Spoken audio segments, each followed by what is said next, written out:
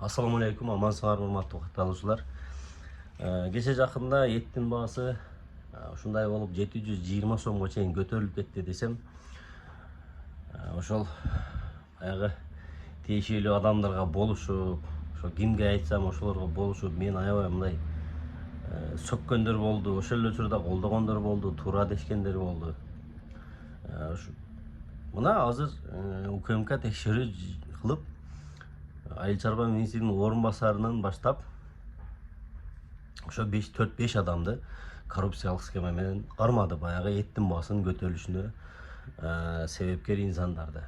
Алар ошол орун басар, министрдин орун басары, баягы суу чарбачылыгы, ветеринардык кызматтарды аткарган кызматкерлер иши кылып 4-5 адамды кармап, булар баягы жасалма квоталарды түзүп, министрлик азык-түлүк бааларын, эттин бааларын мындай өз ордунда көтөрбөй кармап туруш үчүн экспортко тыюу салат, бирок ошол эле учурда квота менен гана экспортко кылганда булар ушу ичара сүйлөшүп алышып, өздөрүнө тиешелүү тааныш адамдарга квота чыгарып, өздөрү экспорт кылып,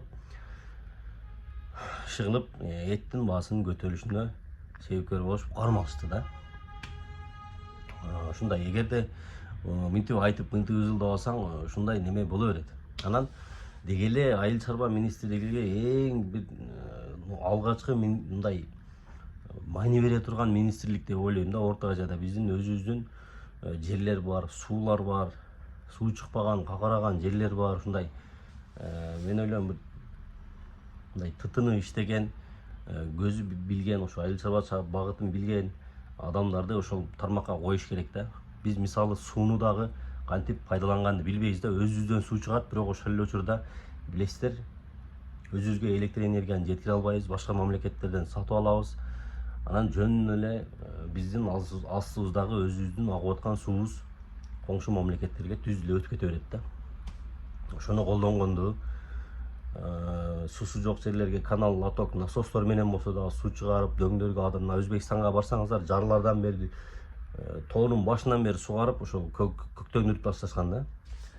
Ошондой кылып бир жакшыраак министр келсе деп көп жылдан бери айтабыз, бирок тилекке каршы ошондой болуп атат. Азыр деле Бакыт Төрөбаев жетектеген менен, бирок Бакыт Төрөбаев мен ойлойм мындай убакыты жетишпей болсо керек деп. Себеби ал министрлер кабинетинин орун басары дагы, анан ошол эле учурда айыл чарбадагы багытын дагы ушундай мындай милдеттемелер көбүрөөк дегендей мааниде да. Анан бирок айыл чарба министри өзүнө отдельный ошол тармакта уктабай, мына Оштун мэрин окшоп тытынып иштей турган министр керек эле деп ойлойм да.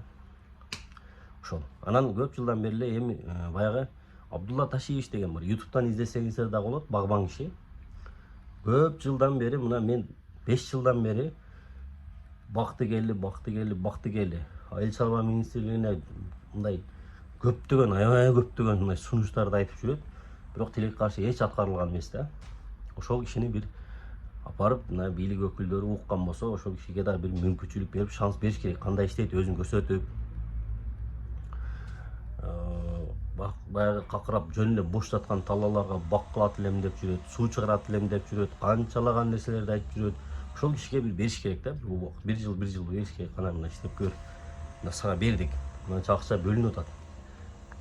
Ошол сууларды, дыйканчылыкты, дыйкан чарбаны билесиздер. Дыйкан чарбабыз дагы өнүкпөй атат, жакшы болбой атат. Өзүбүздөн азык-түлүктөрдү чыгарып, өзүбүзгө өзүбүз жетиштирип, өзүбүздү камсыздай турган эң биринчи ушул айыл чарба багыты, айыл чарба министрлиги болот да, достор. Ошон үчүн